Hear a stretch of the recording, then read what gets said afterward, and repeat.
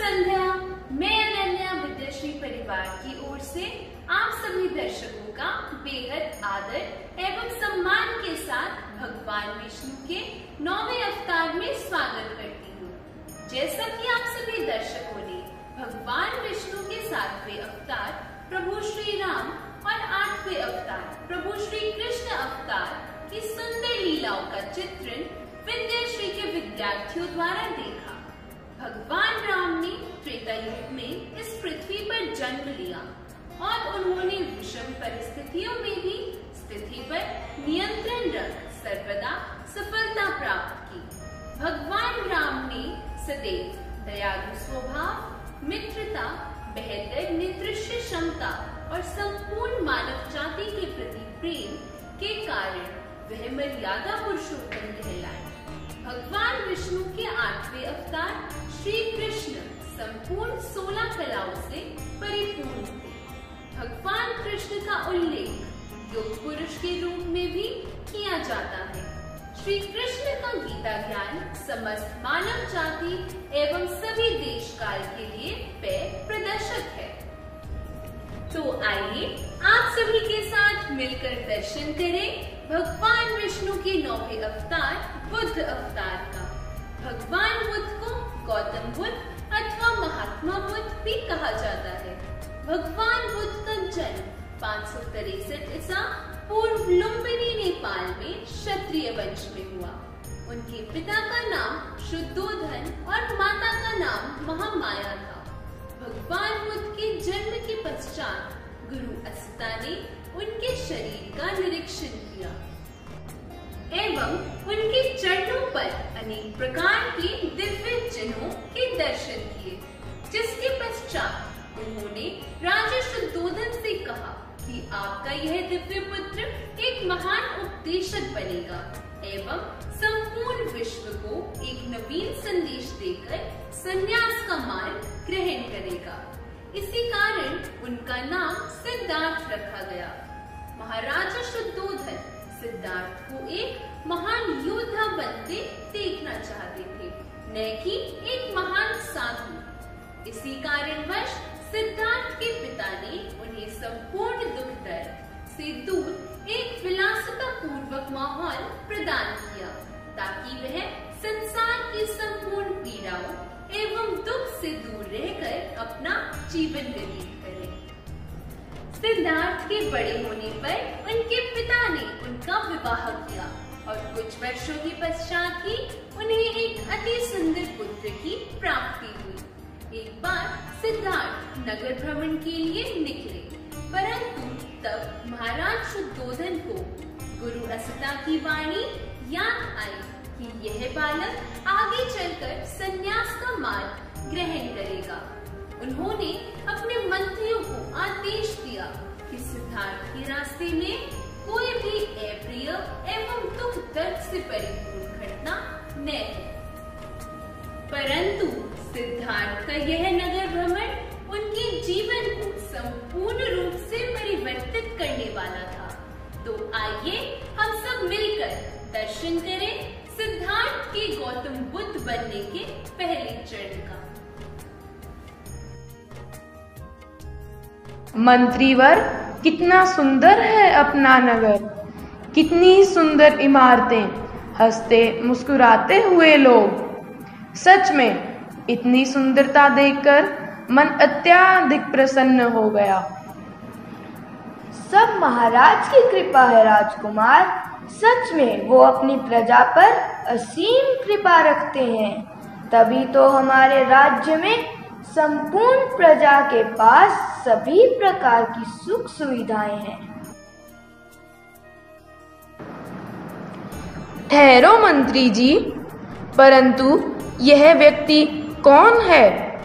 श्वेत केश, त्वचा पर झुर्रियां, और यह इतना दुर्बल क्यों है? कौन ये?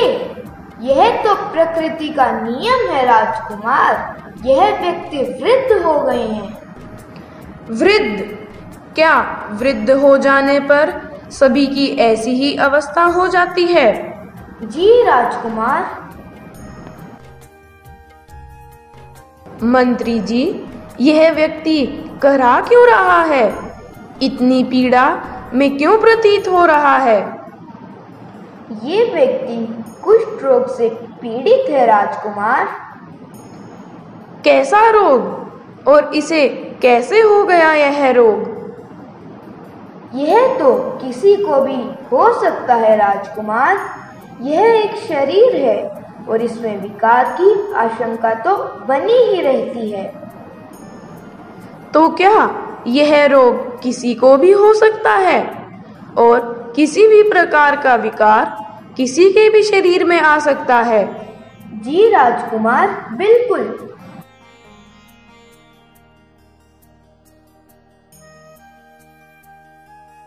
अरे ठहरिए मंत्री जी, ये 4 लोग किसे लिए जा रहे हैं? उनके परिजन की मृत्यु हो गई है राजकुमार। वो उसी की देह को अंतिम संस्कार के लिए लेकर जा रहे हैं। मृत्यु? ये मृत्यु क्या होती है? मृत्यु जीवन का अंत है राजकुमार। मृत्यु के पश्चात क्या होता है? मृत्यु के पश्चात व्यक्ति के शव को शमशान ले जाकर जला दिया जाता है, जैसा इस व्यक्ति के साथ होगा। क्या सभी की मृत्यु निश्चित है? राजकुमार, जिसने जन्म लिया है तो उसका मरना और उसकी मृत्यु तो निश्चित ही है। तो क्या एक दिन मैं भी मरूंगा और मेरी भी मृत्यु निश्चित है? क्षमा कीजिए राजकुमार, लेकिन हाँ, आपको भी, क्योंकि मृत्यु तो जीवन की सच्चाई है। रुकिए मंत्री जी, ये कौन है? इनके मुखमंडल पर कैसी आभा है? कितना शांत मुख है इनका। कितनी पवित्रता और शांति का अनुभव हो रहा है इनके मुखमंडल को देखकर। ये संत हैं, साधु हैं राजकुमार। इन्होंने संसार को त्याग दिया है। दुख और पीड़ा के अंत के लिए मुझे भी इस सांसारिक जीवन का त्याग कर सनातन सत्य के दर्शन करने ही होंगे। सिद्धार्थ के मन में अपने नगर में देखी सारी बातें घर कर गई। सिद्धार्थ अपनी पत्नी एवं पुत्र के साथ मग्न तो थे, परंतु उन्होंने अपने मन में यह धारण कर लिया था कि उनका जीवन विलासिता को अपनाना नहीं, अपितु मानव जीवन को समर्पित करना है। इसी कारण वह राजपाट विलासी जीवन अपनी पत्नी एवं पुत्र को त्याग कर संसार के शाश्वत सत्य की खोज में चल निकले। सिद्धार्थ को शाश्वत सत्य की प्राप्ति बोधगया में बोधि वृक्ष के नीचे हुई। सिद्धार्थ ने तभी यह प्रण किया कि जिस ज्ञान की प्राप्ति उन्हें हुई है वह उसे मानव जीवन के कल्याण एवं मुक्ति के लिए अवश्य ही लगाएंगे। तो आइए मिलकर दर्शन करें भगवान बुद्ध द्वारा मानव जीवन को परिवर्तित करने वाले उनके जीवन के विभिन्न क्षणों को। ए साधु, कहाँ जा रहे हो? मैंने कहा अभी के अभी रुक जाओ। मैं तो कब का रुक गया हूँ, परंतु तुम कब रुकोगे? या यह हिंसा करना कब रोकोगे?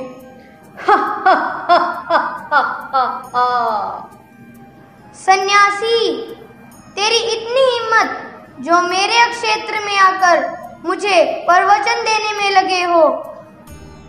क्या तुम्हें मुझसे डर नहीं लगता? लगता है अभी तुम्हें मेरे बारे में किसी ने बताया नहीं है। मैं डाकू अंगुलीमाल हूँ और संपूर्ण मगध मुझी से डरता है। अब मेरा समय व्यर्थ ना करो और तुम्हारे पास जो कुछ भी है वह सब मेरे सामने रख दो, नहीं तो अपनी जान से हाथ धो बैठोगे। तुम इस समय इस राज्य के सबसे शक्तिशाली व्यक्ति के सामने खड़े हो, इसलिए जो मैं कहता हूँ उसे तुरंत करो। परंतु पुत्र, मैं यह कैसे मान लूं कि तुम ही इस राज्य के सबसे शक्तिशाली व्यक्ति हो?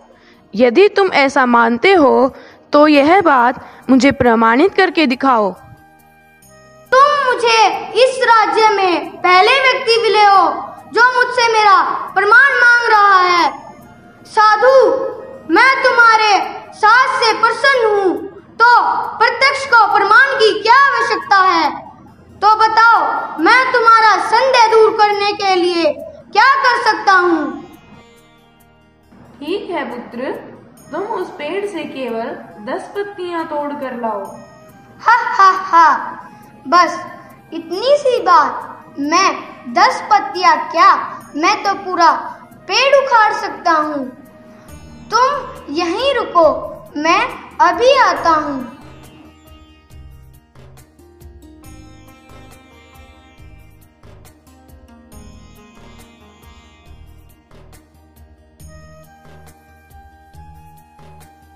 साधु, ये लो 10 पत्तियां। बिल्कुल सही। अब इन पत्तियों को वापस पेड़ पर लगाकर आओ। साधु, मूर्ख मत बनो। कभी टूटी हुई पत्तियों को वापस जुड़ते हुए देखा है क्या? पुत्र, यदि तुम इतनी छोटी सी चीज को वापस नहीं जोड़ सकते तो तुम सबसे शक्तिशाली व्यक्ति कैसे हुए? यदि तुम किसी वस्तु को जोड़ नहीं सकते तो कम से कम उसे तोड़ो मत। यदि तुम्हारे पास इतनी शक्ति नहीं कि तुम किसी को जीवन दे सको तो उसे मृत्यु देने का भी तुम्हें कोई अधिकार नहीं बंधु। क्या आपने मुझे बंधु कहा प्रभु? मुझे आज तक किसी ने इतने प्रेम और सरलता से नहीं समझाया। सन्यासी, क्या आप ही वो सन्यासी हैं जिसे लोग गौतम कहते हैं? हाँ बंधु, मैं ही गौतम हूँ। मेरा दुर्भाग्य है कि मैं आपसे पहले न मिल सका। आज मैं इस पाप के मार्ग पर इतना आगे आ चुका हूँ कि मेरा पीछे लौटना असंभव है। नहीं पुत्र, हिंसा और घृणा का मार्ग त्याग दो, यही सबसे अच्छा कर्म है। पुण्य करना बड़ी बात नहीं है, अपितु पाप का प्रायश्चित करना बड़ी बात है। यदि तुम अपने हृदय से पाप, घृणा और हिंसा के भाव मिटाकर मेरे बताए रास्ते पर चलने के लिए तैयार हो जाओ तो तुम्हारी रक्षा का दायित्व मेरा होगा अहिंसक। जैसी आज्ञा गुरुदेव। प्राणियों की सेवा करना मेरे जीवन का लक्ष्य होगा। मैं आपका अनुयायी बनकर आपसे प्रेम और सरलता सीखूंगा। मैं आपसे याचना करता हूँ गौतम कि मुझे अपना शिष्य बना लीजिए। बुद्ध की लोगों को शिक्षा देने की प्रथा अखंड चलती रही। सत्य कथाएं सुनाकर बुद्ध लोगों में परिवर्तन करते थे। कितने ही लोग बुद्ध के अनुयायी बने। हर व्यक्ति उनके पास विश्वास और भावना के साथ आता था। बुद्ध उन्हें स्वतंत्रता और मानवता का पाठ बहुत ही प्रेम के साथ पढ़ाते थे। बुद्ध के अहिंसा परमो धर्म और मानवता सर्वोपरि ने बौद्ध धर्म की नींव रखी, जिसका वर्चस्व संपूर्ण पृथ्वी पर देखा जा सकता है। हिंदू पुराणों के अनुसार भगवान विष्णु का 10वां अवतार भगवान कल्कि के रूप में धरती पर अवतरित होगा। शास्त्रों में विष्णु जी के 10 अवतारों का उल्लेख मिलता है।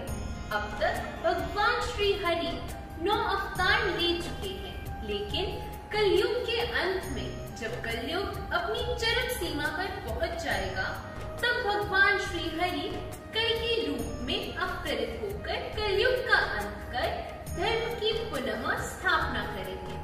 अग्नि पुराण के 16वें अध्याय में कल्कि अवतार का चित्रण तीर कमान धारण किए हुए घुड़सवार के रूप में किया गया है। आशा करती हूँ कि आप सभी को विद्याश्री के नन्हे कलाकारों द्वारा भगवान विष्णु के 9 अवतारों की प्रस्तुतियाँ अवश्य ही सराहनीय रही होंगी और इन प्रस्तुतियों ने हमारे सनातन धर्म के प्रति आपकी रुचि को अवश्य ही बढ़ाया होगा।